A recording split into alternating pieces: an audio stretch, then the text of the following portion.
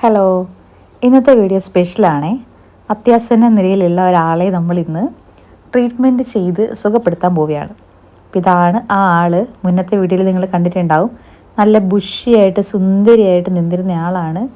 ഇപ്പം നോക്കിക്കേ, ഒരു കോലായി, ഉണങ്ങി കരിഞ്ഞ് എല്ലും തോലുമായി ഒരു കോലായി. പിന്നെയും ഇതിനെ വിട്ടിട്ടുണ്ടെങ്കിൽ അത് ചത്തുപോകും. നമുക്കതിനെ രക്ഷിച്ചെടുക്കണം. അപ്പം അതിനു വേണ്ടിയുള്ള പരിപാടികളാണ് ഇന്നത്തെ വീഡിയോയിൽ. അപ്പം നമുക്കിവളെ ഓപ്പറേഷൻ തിയേറ്ററിലേക്ക് കൊണ്ടുപോകാം. ഇതാണ് എൻ്റെ ഓപ്പറേഷൻ തിയേറ്റർ. ഇതാണ് നമ്മൾ കഴിഞ്ഞ ദിവസം നട്ട 10 മണിയാണ് നിങ്ങൾ കാണുന്നത്. ബുഷിയായിട്ട് വരുന്നുണ്ട്. ഇനി കുറച്ചും കൂടെ കഴിയുമ്പോൾ ഇതിൻ്റെ മുളച്ച് വന്നിരിക്കുന്നതൊക്കെ വെട്ടിക്കളയണം, മുറിച്ച് കളയണം. അപ്പോൾ പുതിയ പുതിയ തളിര് വന്നാലേ അത് ബുഷിയാവുള്ളൂ. നമുക്കിന്ന് റെഡിയാക്കേണ്ടത് ഇവളെയാണ്. നമ്മുടെ കോളിയാസ് ചെടിയാണ് കേട്ടോ. തിരുഹൃദയം എന്നൊക്കെയാണ് പണ്ട് പറഞ്ഞിരുന്നത്. പിന്നെ ഇപ്പോഴാണ് മനസ്സിലായത് അതിൻ്റെ പേര് കോളിയാസ് എന്നാണെന്ന്. അപ്പോൾ അതിന് തുമ്പത്തുള്ള അത്യാവശ്യം ഹെൽത്തി ആയ തണ്ടുകൾ ഞാൻ മുറിച്ചെടുക്കുകയാണ് മാറ്റി തടാൻ വേണ്ടി. ബാക്കിയുള്ളത് കളയണം. കോളിയാസിൻ്റെ ഒരുപാട് വെറൈറ്റികളുണ്ട് കേട്ടോ.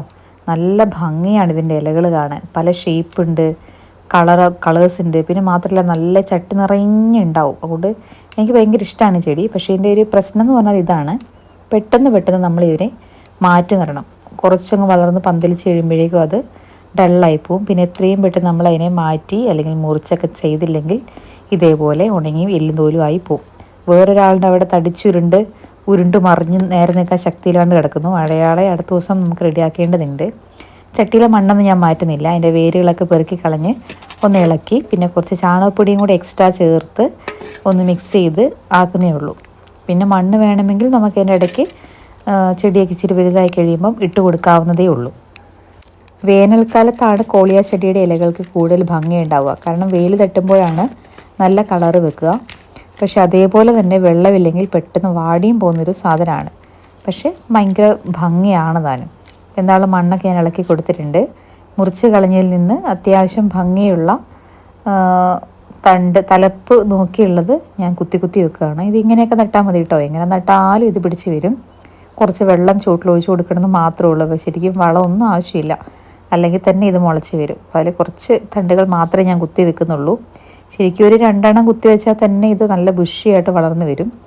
എങ്കിലും കുറേയുള്ള തണ്ടുകൾ കളയാൻ തോന്നുന്നില്ലാത്തത് കൊണ്ട് മാത്രം ഞാൻ കുറച്ചധികം തണ്ടുകൾ കുത്തിവെച്ചു. ബാക്കിയുള്ളവ കളയാണ് ചെയ്തത്. ഇപ്പോൾ ഇതാണ് നമ്മുടെ അവസാന രൂപം.